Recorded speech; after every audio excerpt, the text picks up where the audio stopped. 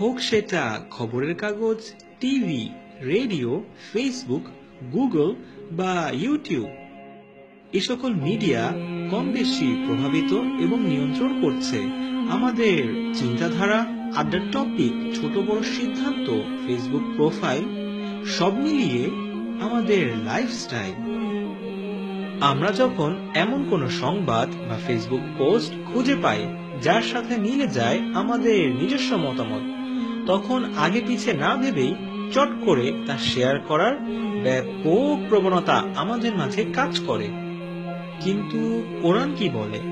আল্লাহ সুবহানাহু ওয়া তাআলা কোরআনে বলেছেন, তোমরা যারা ঈমান এনেছো, তোমাদের নিকট ফাসিকি আক্রান্ত কোনো ব্যক্তি অর্থাৎ প্রতিষ্ঠিত বিধান ও ন্যায্যতা লঙ্ঘনের দোষে দুষ্ট কোনো ব্যক্তি যদি সংবাদ নিয়ে আসে, তবে যাচাই বাছাই করে নিবে, কেননা এরূপ না করলে তোমাদের অজ্ঞতাবশত কোনো সম্প্রদায়কে তোমরা ক্ষতিগ্রস্ত করে ফেলতে পারো, আর ক্ষতিটি হয়ে যাওয়ার পর কেবল অনুতাপ ও অনুশোচনার জ্বালায় ভুগবে। অথচ আমরা কি করছি? শুধুমাত্র শোনা কথার উপর ভর করে হয়তো কোনো পরিচিত জন বা আত্মীয়ের ব্যাপারে মনে বিদ্বেষ ধারণ করি, বন্ধুর ব্যাপারে খারাপ ধারণা পোষণ করি, কোনো মেয়ের চরিত্র নিয়ে মন্তব্য করে বসি, অথবা কোনো সেলিব্রিটির ব্যাপারে বানানো চটকদার গুজব নিয়ে জমিয়ে আড্ডা দিই।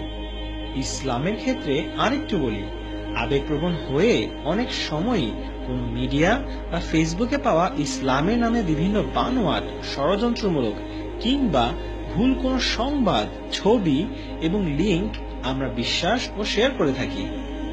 একটু ভেবে দেখুন, জাল টাকা, ফরমালিন বা জমির দলিল, এসব চেকিং এর বিষয়ে আমরা কতই না সিরিয়াস, অথচ ধর্মের ব্যাপারে কোথায় থাকে আমাদের এই অনুসন্ধানী মানসিকতা?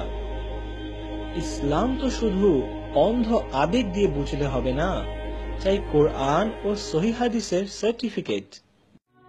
তাহলে বলতেই হচ্ছে, হোক সেটা সোশ্যাল লাইফ কিংবা সোশ্যাল নেটওয়ার্ক, আমাদেরকে সব ক্ষেত্রেই আরেকটু সচেতন হতেই হবে।